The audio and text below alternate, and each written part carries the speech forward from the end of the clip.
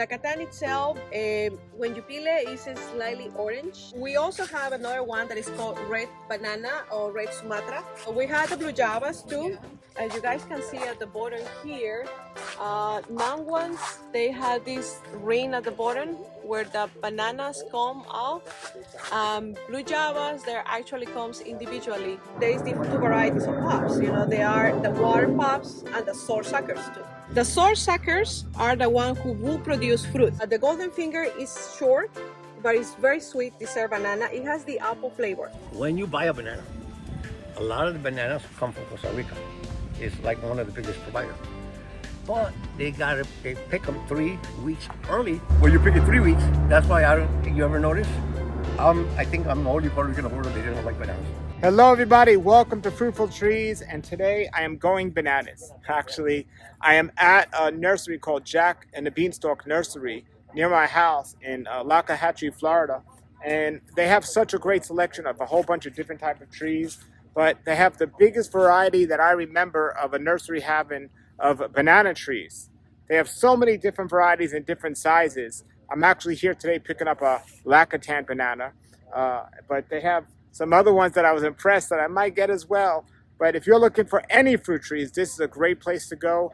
But especially if you want bananas, we're going to learn a lot about them today with one of the owners here. She's going to talk about the different varieties and some other tips about growing bananas. So this is going to be a great visit. I'm going to put their links below, and I'm also going to put below other videos I did last time I was here. And I also have another video coming out that I did about their propagation area. That's pretty amazing. But this is the banana section here at Jack and the Beanstalk Nursery. So here we go. Okay, so this is Catherine, and this is Jack and the Beanstalk Nursery. Okay, so here we are looking at the bananas they have here. And the reason why I'm here today, as I said, is I wanted to get a particular banana called the Lacatan and also a Mysore. But they have a wonderful variety. So we're going to look around some other things here. But show us about your bananas and tell us a little about them. Absolutely. How are you doing, guys? So basically, we tend to have different varieties of bananas because banana is one of the most easiest things to grow. If you are a beginner gardener, I'll suggest you to start with that. You're gonna have a crop in a year. Some varieties, it might take slightly longer, so it might take up to a year and a half. But once you see the first one, then the babies start growing, producing a new bunch, and then you have every 3 or 4 months you have a new crop.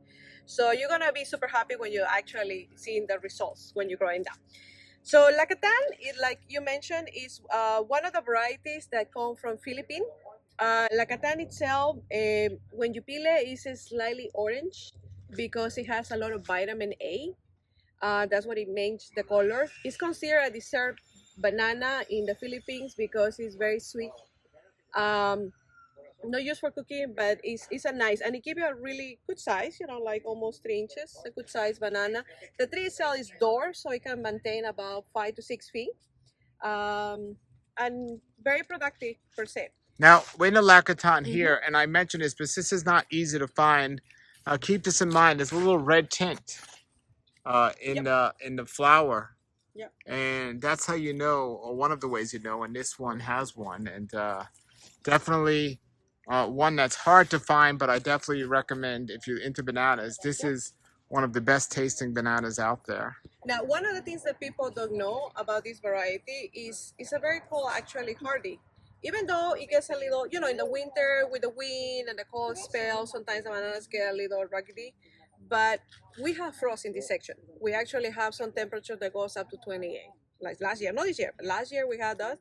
Lacatan could survive as temperature so 90 naturally outside. It won't die. The other thing also is they could grow if you don't have like a full potential, full sun. Bananas are very adaptable. They could grow in a partial shade too. So they are very adaptable to grow per se. We also have another one that is called red banana or red Sumatra cross, which is basically Grand Naim, which is the big commercial ones, bananas, crossed with the other variety, which is Sumatra, which is only ornamental. So it makes it really interesting that the leaves per se are red, are completely red. And then the stem, if you start peeling it, when they grow, are also kind of reddish, and it has this variegation reddish on the leaves. which is naturally. And it does give you a good size banana because it's crossbreed with a Grand Naim, so it's a regular size red banana. In some countries they call it like the Jamaican red or the Cuban red. So they're the same thing? That's the same Are there a thing. lot of red varieties, or there's just one red variety with No, different there are names? some varieties that it give you a small fruit, and there are some red varieties like the Sumatra per se by itself is just ornamental. So there are some varieties it's just ornamental; it won't really give you fruit. But this is a fruiting one. We had the blue javas too. I know it's always mistakenly a concept with the Namwah and the blue javas, and I think the best thing to recognize is when it fruits. The blue javas, the bananas, instead of coming together, they come like separated. The bunch comes kind of separated. Now, at the beginning, you see kind of bluish tint, but it'll change. It'll be blue, green, and then yellow, and that's when you know when it's ready to pick. And what it make it really interesting at the blue javas, it's something that I found out, but actually by mistake or casualty, was when you have a banana, most of the time you peel it, and then after 30 minutes it gets oxidized, so it gets kind of brown and blackish. That's normal. Blue javas, you peel it, you leave it in the counter 8 hours, it won't change the color. It actually maintains the same thing. It has an enzyme that prevents oxidization, so you don't have any waste basically on that one. That's besides the vanilla flavor that it has is originally from actually Fiji, so it's very popular in Hawaii in the Shania areas, and it's another cold hardy one. This one could tolerate up to 22 degrees, so this one could grow even up to zone 8, 9A. So it's something to consider if you're up north and you cannot grow so many bananas. It's something to consider. Now, with the blue java, people often mistake it as being The a Namwah. namwa. The So, Namwah. So that's what I was trying to explain. Like the main difference will be when the banana, the bunch grow, you're gonna see the separation. It individually, they actually are the blue java are individually. On the Namwah, you're gonna see the reed, the bottom, and then coming the bananas. Okay, So that will be the main difference that you'll see when they're actually fruiting per se. okay. So you said when they're not blue java, they kind of come more to get close. Together, yes. So Okay. blue javas, like I said, when they start fruiting, it's more like every single one is separated. In a comparison with Namwah, they have like a reed at the bottom, and then the bananas come from that. Okay. So it's more like together. That will be the main difference. So I was about to actually show you the difference that we can actually probably see for the Namwahs in a regular tree. This is a fruiting one. As you guys can see at the bottom here, Namwahs, they have this ring at the bottom where the bananas come out. Blue javas, there actually comes individually when they actually coming out. Right here. Yep, that's what actually comes all together. Blue javas will come separated. Now there's a lot of debates on whether to keep this one or no. Some people they actually eat it and they take it off as soon as they finish the fruiting. I realize personally when I remove the flower, it does actually grow bigger the fruit. I guess it does definitely take more energy when you actually keep the flowers per se. Would this be the time to remove the flowers? Yes, because you don't see no more formation. It's already actually set the bunch that is gonna produce. Now this is the perfect time to cut this. And would you cut it here at the end, or would you cut it like here? Or does it make a difference? Doesn't make a difference, really. Okay. Most people cut it here. Sometimes I cut it here. It doesn't really make a difference. I see that they use as a replacement for cabbage. Oh, really? Yeah, I have a lot of customers. Sometimes they ask me, "Can I take it?" Yeah, sure. No problem. So you could cook it and eat it. Cook it and eat it, or just eat it raw. And You can eat it raw like cabbage. Like cabbage. They Really? use it like a cabbage thing. Raw. Yeah. Wow. Yeah, they use it like Wow. that. Now some people say the ice cream and the namwa are the same ones. What do you say about that? There is basically a debate topic on that because when you go by the books, actually ice cream is blue java. But commercially wise, I would say the ice cream is the Namwah, the tall Namwah. That's what it is. But that's what is being actually mistaken because most bananas sometimes they come from tissue culture. But if you go by the books, it will say blue java is equal to ice cream, really. Okay, what does it mean when people say bananas are from tissue culture? Tissue culture. Okay, so there is a different types of propagation. In the terms of bananas, you could actually propagate it from the pot, meaning like you have the mother and then you have the babies and you take the pups and then you actually replicate. Now you also, when you're aware there is different two varieties of pups. You know, they are the water pups and the sword suckers too. So the water pups is the one that it has like a rounded leaf, like this bottom is kind of rounded. Those are the ones who won't produce anything. And then the sword suckers, which is the leaves are kind of pointy on the bananas, those are the ones that actually will produce. So that's how you know you could differentiate which pups will be productive for you and you could keep. The other way to do it is when literally they take a piece from a tissue, which is basically a piece from the stem itself, and they put it through the lab, and they actually generate new plants.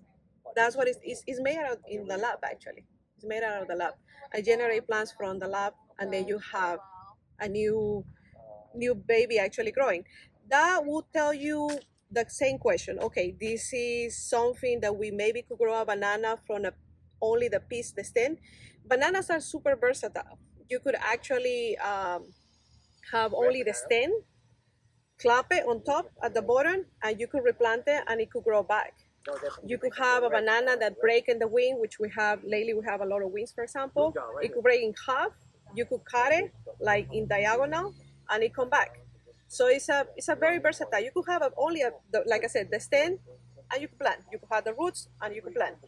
Few bananas have seeds. You could also propagate from the seeds, but the rate of germination is very low, so it's not too successful. So most people don't really propagate it from seeds. It's either pups, tissue culture by the lab, or like I say, stems or root balls. Now, I never heard that before with the pups, that some of them, the two different type of Yes. pups. Can you give us an example on your tree over there? Sure. Here we have some pups on the... I want to just put it so we just dump it, the things in there. Okay, so here's the pups. You guys can see it. These pups, the tips, they are very pointy. So when the tips are very, very pointy like this, that's called sword sucker because it looks like a sword, right? Sword sucker. Sword sucker. The sword suckers are the one who will produce fruit. But sometimes, once in a while, all of this is sword suckers actually. But this is more rounded. This is more rounded, but this is more mature. Usually you could see it when it's young. It's still like a sword. So this is still like a sword. When they're younger, sometimes you could see some, like instead of being very pointy, is rounded. It could be kind of like that, but in a small. When it start getting more older, it's hard to differentiate which one is the sword suckers and the water suckers. So this one, you know for sure, it'll produce bananas. The other type, the rounded ones, it won't. So that way you could remove the one, it won't really give you anything. Well, if you plant one that normally wouldn't get them by accident, will the pups from that possibly get bananas? It could possibly get, yeah, Okay. That's possible. I have, as a matter of fact, when I start this little section, just to give me, like I said, sunshade, I see some, they were actually water suckers, and they actually come out new ones. So they call them sword suckers and water suckers? And water suckers, yeah. Okay. That's what they call it. Okay. And yeah, they could come from the water sucker, it could come a sword sucker. And all bananas are like that? All bananas has the same pattern of growing. The same pattern. But like I say, like in the tissue culture, they remove this little piece and they start getting a tissue from the same plant.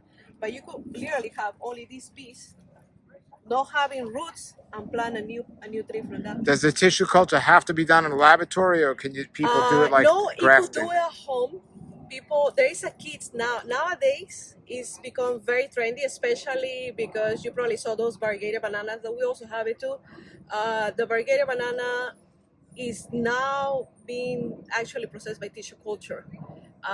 So they sell kits that you could buy online and you could do it at home.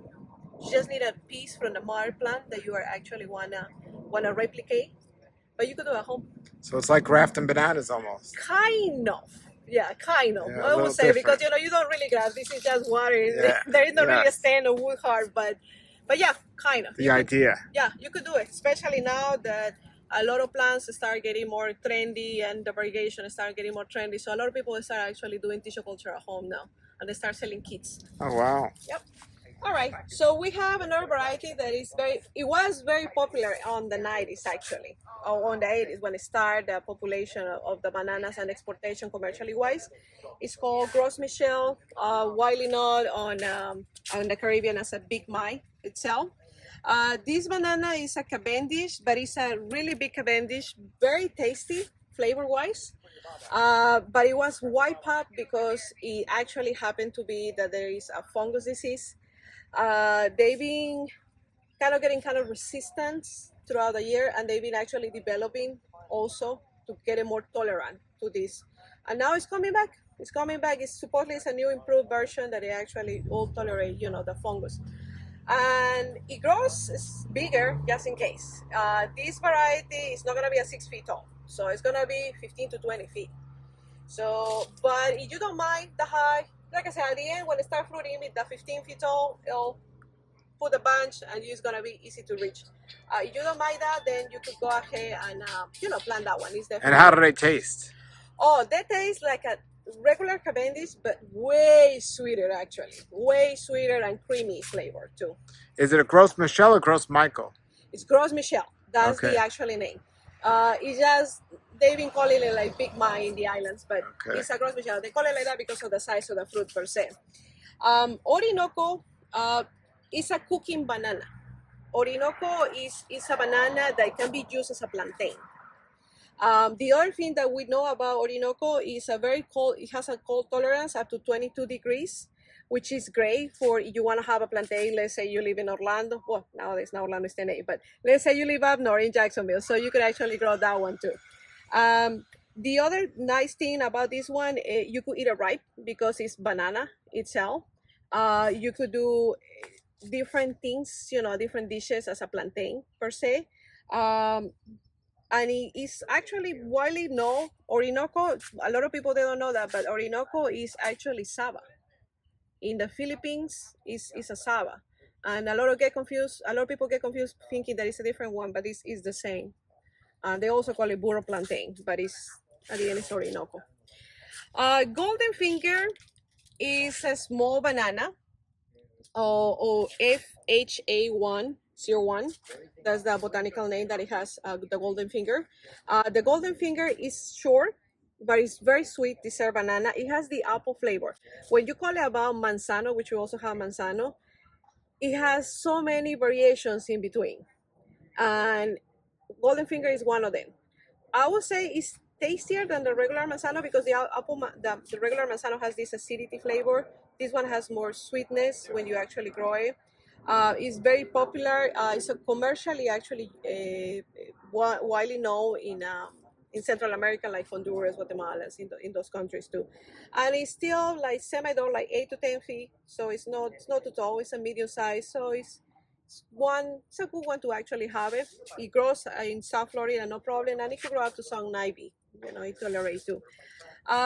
Now, when you go bananas, most people eat it ripe bananas, but there are a lot of countries that they eat green bananas actually, and they do a lot of dishes out of green bananas.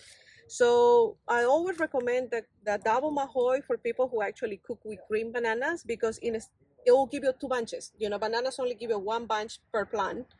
This one plant will give you 2 bunches. Now you have a lot of stock you could process, and you could actually do a lot of dishes with the green bananas with a double Mahoi. It does give you like a Cavendish flavor per se, and it's still dwarf. It only grows 6 feet, so it's easy to maintain. But for production, the taste is, like I said, regular Cavendish flavor, but you could cook with this and it'll be super easy. Now this is the regular plantain, Puerto Rican plantain. The Puerto Rican plantain is the big ones that you buy in the store. It's still door because it comes from Puerto Rico. It's more tropical. So if you decide to grow plantain, I would recommend you to, when you keep it kind of surrounded by other bananas, in the middle.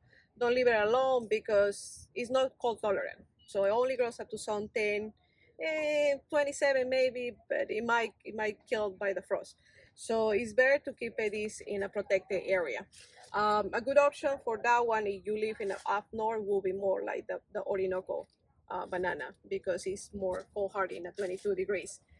Truly tiny. What it makes it interesting about truly tiny, as you guys can see, it's very chunky already, and it's only very small. The truly tiny only grows 3 feet tall, and if you live in an apartment, if you don't have a space or your patio is just cement, well, guess what? This one you could keep it in a pot. It could fruit in a pot, and it only grows 3 feet, so it won't take much space from you, and it'll give you small bananas, sweet bananas, and it's just for you. So it's you only have this bunch, but you could grow your own bananas on your in your backyard, or just in your little patio you have it. We got some Kokopo, slightly decimated by the cold. So the Kokopo per se, Kokopo Banana, let me actually move that one. The Kokopo Banana is one of those bananas that it comes also from Papua New Guinea. That's what the cold kind of damage a little bit in the winter. It gets a little damage. It's called a short cycle. Kokopo, most bananas, when you see the flower and you are actually, by the time that you need to harvest the fruit, it passes about 3 to 4 months. So you gotta be patient. But Kokopo is a short cycle. So what does it mean? So it flower, and then the time that you need to pick the fruits is only gonna be 4 to 6 weeks. So if you are one of those people that don't want to, wait for a long time, Kokopo is a good option because it will be a short cycle. I'll give you medium-sized bananas. Same thing is orange inside because it has this vitamin A nutrition, but only can grow up to Plantain A because, like I say, it comes from Papua New Guinea, so it's more cold sensitive per se. But it's a great option, You don't have to wait alone for most of the bananas. Sure. There's the praying hands. So this praying hands banana, I like it because the way it actually grows is so cool. But a lot of people, they always telling me the same thing, that it's nice, it has a great flavor, but when you peel one, you have to peel the whole handful of bananas and eat the whole thing, and sometimes you don't eat the whole thing, And I would say, just for the heck of it, I put one of those. It fruits actually last year in November. We already had that bunch. It's tall, it's super cold tolerant. Remember last year frost? Like nothing happened to them. So it's a very cold tolerant, this one too.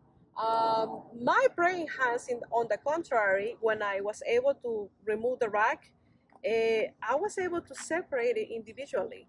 I don't know what happened. I don't know if it's something that maybe the way that it was treated, growing or something, but it was actually, I peel it one by one and I enjoy it. I don't have to really eat the whole thing.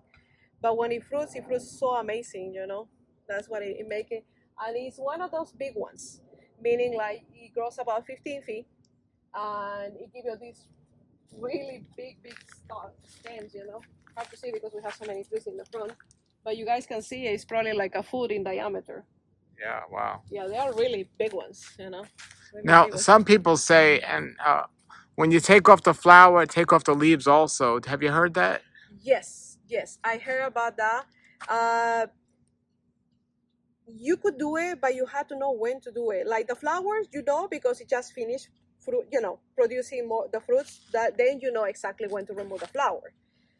The leaves, you could do it, but when it's close to the ripening.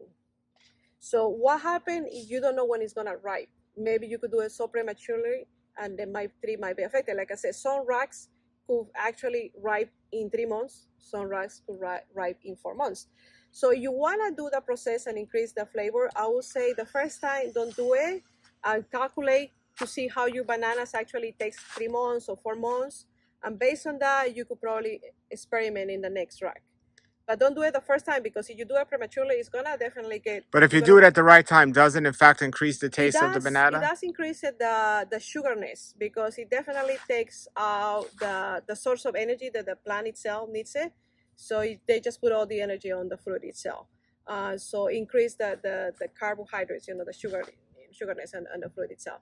But like I said, don't do it too prematurely. So it's kind of iffy when to do it. You need to know your plants before. Can you do remove that. them too late? Does it make a difference at one point? Does it say it don't matter, either it don't add anything? Yes, if you do it like 2 weeks before the ripening season, you're gonna have the benefits.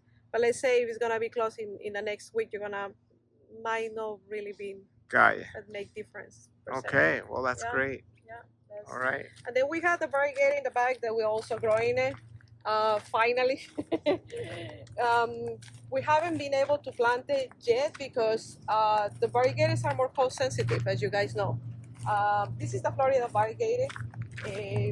So we decided just to keep it in a 45-gallon spot for now until, the winter gets over and probably find a spot where we Now can the open. variegated, people are talking about it. It's not as easy to get, but how's the taste on the variegated? Because we know it's beautiful aesthetically, but what I about the would taste? say because there are two types of variegated. There is the II from Hawaii, which is the flavor is really good, but it's really hard to grow it here because it's more tropical itself. So you need to have it really protected for the wind and everything.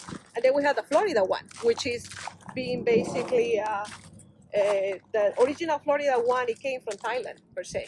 It was brought from Thailand many years ago. That one tastes way better than the variegated. It has more sweetness. Um, we got some variegated guavas, so sorry about a little messy here. This is your variegated section. Yeah. So we got my variegated. Even though, like I said, it's still kind of protected, but it's still kind of suffering right now. So we're gonna designate an area that can be kind of cold. Beautiful. Yep, they're beautiful. So now as this grows and you get pups, you'll be... Yeah, I'm gonna be able to propagate it and So have it available because nowadays when you buy this, it runs from 500 and up, yeah, which is outrageous, really. yeah, So we try to more manageable, so people could actually get it sure. locally.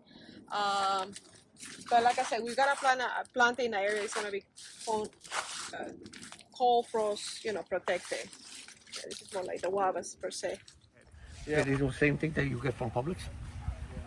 And there's a couple tricks. You ever see the leaves are getting really ugly because they get burned?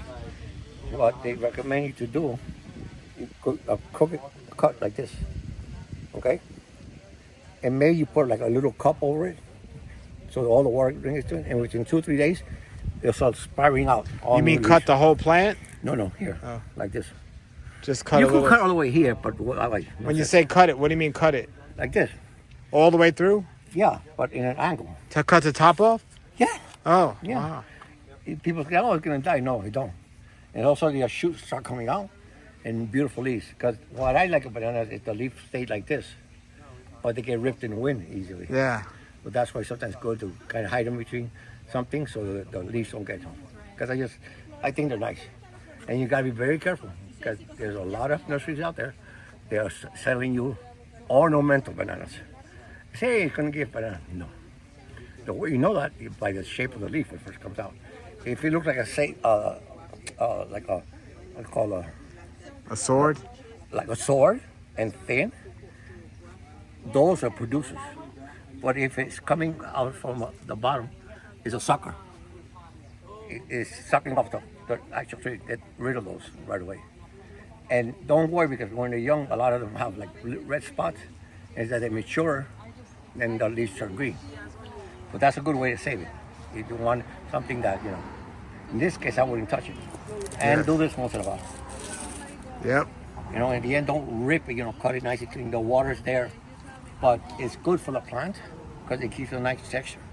Because this really is not helping any, so it's good once in a while to do that like that. Yeah. And then when you're getting towards the bottom, with a nice razor blade or something, just, like a, Okay. almost get a glass of water out of it. Yeah. Very nice. Do both sides when I do it, right? Yeah. Okay. All And right. I think it looks pretty because that's fresh skin. Thank you. You're very welcome. That's the Lacatan. Now, when you said we can get it at Publix, what do you say? Okay, the bananas that you eat in public is those. Lacatan? Yeah. But listen to this, okay? When you buy a banana, a lot of the bananas come from Costa Rica. It's like one of the biggest providers. But they pick them 3 weeks early, so by the time they get here, they're just turning a little yellow. And if they're not yellow completely, they put them in a gas chamber, and that promotes for them to turn yellow. There's one problem with that. Most fruits and vegetables do not full mature the flavor from 10 days before they're ready to eat. where you pick it 3 weeks. That's why I don't. You ever notice? I think I'm the only Puerto Rican in the world that didn't like bananas.